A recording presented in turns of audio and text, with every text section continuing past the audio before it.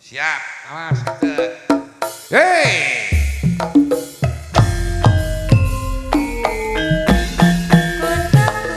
Pacul-cul gembelengan. Nyuki bakul. Gembelengan.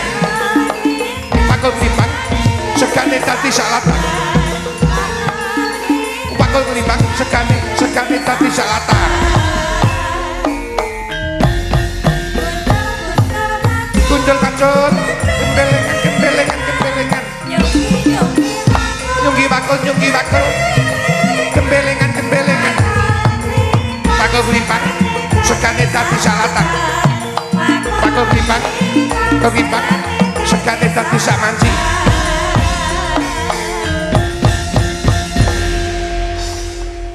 Nggih, sugeng dalu Mak Sangik Mak Limbo. Nggih, sugeng dalu nok wandengaren Subasita karo aku.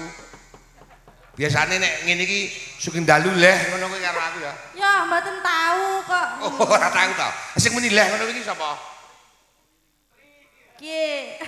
Ora ya. Ora ya, ora iki cah do ngajeni karo aku kok. Dalu, Mbah. Lah ya. Nok iki ana panjenengan katresnan jati nok dituruti nggih. Napa apa arep ngaturke apa? Ayo. Boleh sok sembarang wis tok. Sing senengi wong loro, sing kira-kira musike kompak. Lho. Nggih.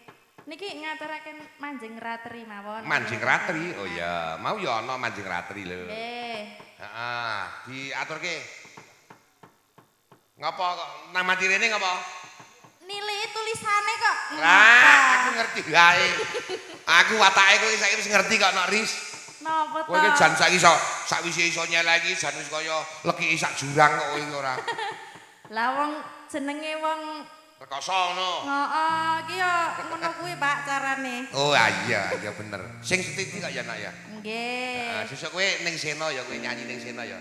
Nyanyi ting sena. Kowe mangkat kit esuk. Kowe ora mulih bengi bablas wayangan ngono. Lah nggih wis kok esuk tekan esuk kok ting Malah wingi Pak Ardo, Pak Dir, kowe muni Pak Dirdo wis pesen karo aku. Lah pripun? Sesuk Denok Riris nek iso kon dina Jumat kon wis tekan kene. Kono apa? Lho kono kan digawe ewang-ewang.